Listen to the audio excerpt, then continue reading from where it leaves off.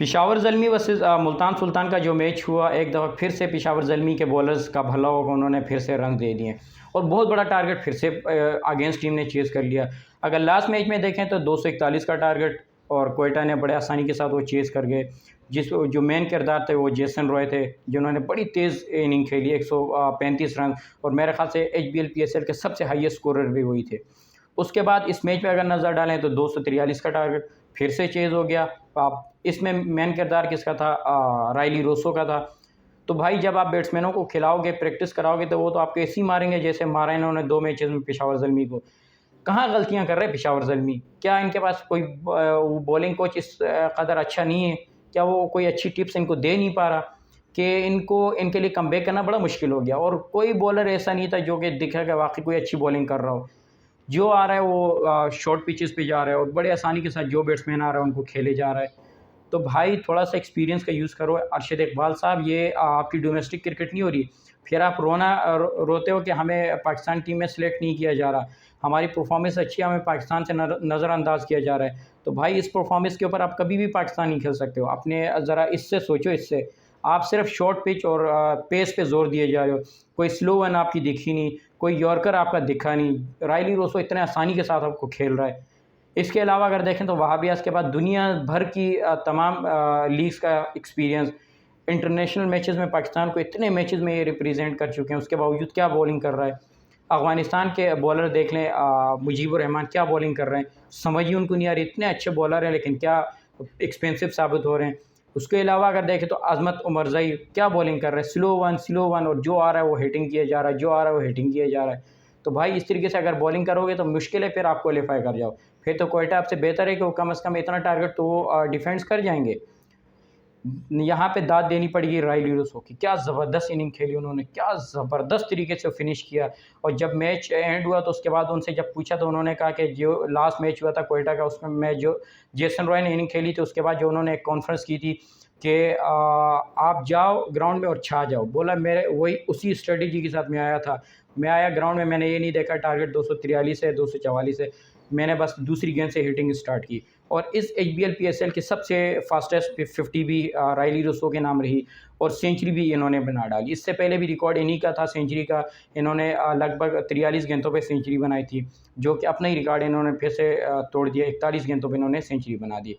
इसके अलावा अगर हाफ़ सेंचुरी की बात करें तो इन्होंने अनवर अली, कामरान अकमल और आसिफ अली को पीछे छोड़ दिया। 17 गेंदों पे उन्होंने हाफ़ सेंचुरी बनाई थी। ये रिकॉर्ड भी इन्होंने तोड़ दिया और इन्होंने भी 17 गेंदों पे निफ़ सेंचुरी बना डाली।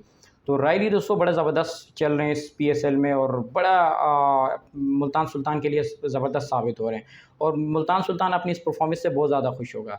यहाँ पे अगर बात करें बाबर आज़म की, क्या ज़बरदस्त फिर से इनिंग खेली और बहुत तेज़ खेले।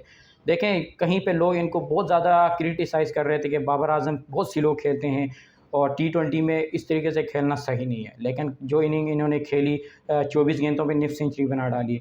तो अब मेरे ख़्याल से जो इनके हेटर्स थे, जो इनसे नफ़रत कर रहे थे, जो इनकी इनिंग से इख्तिलाफ़ रख रहे थे, अब मेरे ख़्याल से उनका मुँह बंद हो चुका होगा और वो ख़ामोश हो गए होंगे। इसके अलावा अगर बात करें साइम अयूब की कि क्या टैलेंटेड प्लेयर हैं, लगातार तीसरी निफ़ सेंचुरी इन्होंने बना डाली और 3 मैचेज़ में लगातार ये तीसरी इनकी निफ़ सेंचुरी थी। क्या टैलेंटेड प्लेयर है, और मेरे ख़्याल से पाकिस्तान को इतनी जल्दबाज़ी नहीं करनी चाहिए। इनको थोड़ा-सा और ग्रूम करें, इनको थोड़ा-सा और डोमेस्टिक अच्छा खिलाएँ, इनकी और ग्रिफ्ट मज़बूत करें, फिर इनको इंटरनेशनल लेवल पे लेके आएँ। क्योंकि अभी अगर डायरेक्ट आप इनको खिलाएँगे, परफ़ॉर्मेंस नहीं होगी, फिर आप हमेशा के लिए क्रिकेट के दरवाज़े इस पे बंद हो जाएँगे। तो इसके ऊपर थोड़ा-सा हार्ड वर्क करें, बैटिंग कोचेज़ में जो इनकी और अच्छी शॉट्स हो सकती हैं, उस पे थोड़ा हार्ड वर्क करें, तो ये पाकिस्तान का बहुत बड़ा फ्यूचर है और इसको ज़ाया ना हो। ये अगर ज़ाया हो गया तो पाकिस्तान का बहुत बड़ा टैलेंट ज़ाया हो जाएगा मेरे ख़्याल से।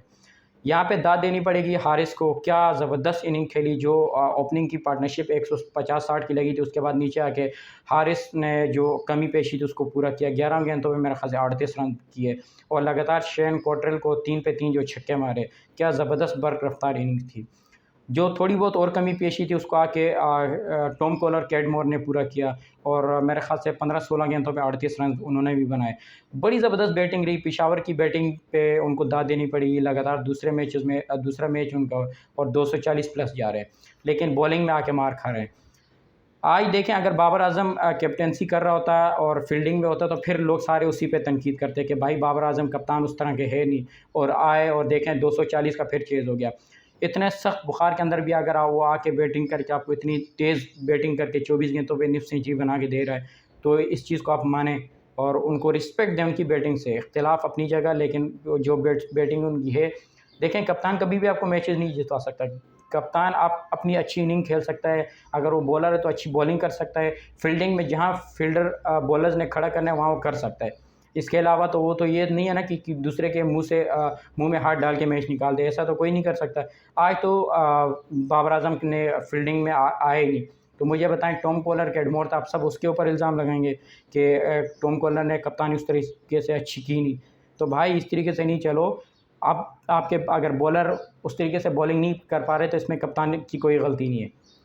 तो जो लोग मेरे ख़्याल से बाबर आज़म से इख्तिलाफ़ रख रहे थे, जो इनके कप्तानी के ऊपर बातें कर रहे थे, जो इनकी स्लो खेलने के ऊपर बातें कर रहे थे, आई थिंक वो अब चुप हो चुके होंगे। मुल्तान सुल्तान देखें, अर्ली ऑन 2 उनके ओपनर आउट हो गए, तो उसके बावजूद जो टारगेट उन्होंने चेज़ किया, दाद देनी पड़ेगी यहाँ पे मुल्तान सुल्तान को। और क्या ज़बरदस्त बैटिंग की केरन पोलार्ड ने। मेरे ख़्याल से मुंबई इंडियन अब बहुत ज़्यादा नाखुश होगा, क्योंकि उन्होंने बहुत जल्दबाजी कर लिया। उन्होंने इनको मुंबई इंडियन की टीम से ड्रॉप कर दिया। रिलीज़ करने के बाद इनको कोच की ऑफ़र की। अब जो फील्डिंग केरन पोलार्ड ने जो 2 बड़े अहम कैचेज़ पकड़े, जो डाइव मार के उन्होंने फील्डिंग की, उसके बाद जो उन्होंने बैटिंग किया कि 25 गेंदों पे मेरे ख़्याल से मैच का जो टर्निंग पॉइंट था वो यही था, क्योंकि 2 अर्ली ऑन आउट हुए, उसके बाद पोलार्ड आए और 25 गेंदों पे उन्होंने 50-52 रन बना दिए। तो क्या ज़बरदस्त इनिंग खेली पोलार्ड ने, और क्या ज़बरदस्त फील्डिंग कर रहे हैं ये। और मेरे ख़्याल से अभी मुंबई इंडियन बहुत ज़्यादा पछता रहा होगा कि हमने बहुत जल्दी इनको रिलीज़ कर दिया और बहुत जल्द हमने फ़ैसला कर लिया। तो ऑल ओवर अगर देखा जाए तो अभी पेशावर ज़ल्मी स्ट्रगल करते हुए हमें दिख रहा है। अब टफ़ कंपटीशन चल रहा है पेशावर ज़ल्मी और क्वेटा में कि कौन सी टीम इनमें से क्वालीफ़ाई करेगी, क्योंकि अब एक मैचेस दोनों टीमों के बाकी हैं। देखते हैं, अगर दोनों अपने मैचेस जीत जाते हैं तो फिर रन रेट पे बात आएगी। फ़िलहाल रन रेट पे पेशावर ज़ल्मी थोड़ा-सा लीड कर रहा है क्वेटा के मुकाबले में। इंशाल्लाह एक नई वीडियो के साथ आपकी खिदमत में फिर से हाज़िर होऊँगा। तब तक के लिए मुझे इजाज़त दीजिएगा। अल्लाह हाफ़िज़।